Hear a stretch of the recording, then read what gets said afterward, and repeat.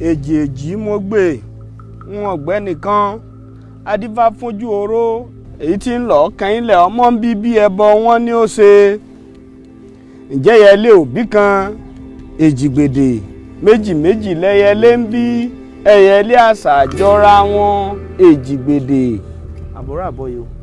àbúrò bó ṣe ṣe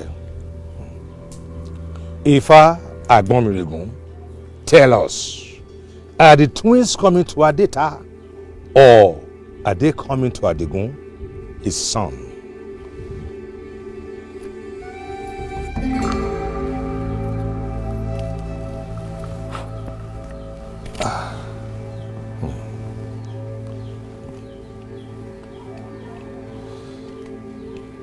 Ifá Olókun Asọ̀rọ̀dáyọ̀, the only witness to creation and destiny.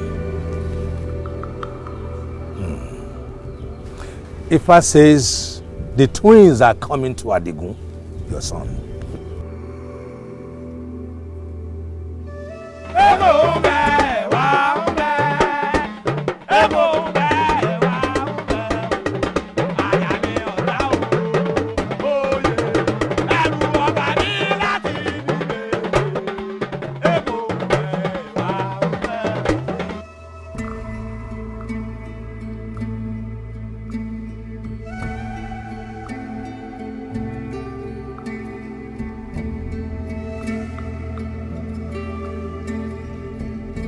Whosoever amongst your women that brings forth these children, make sure you take very good care of them.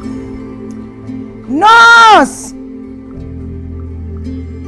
Nurse! Nurse! Nurse, check my child. Check, please.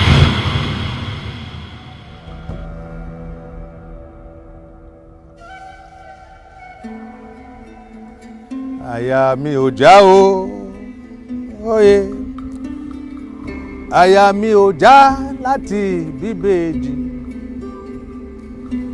Epo ń bẹ, ẹ̀wà ń bẹ o.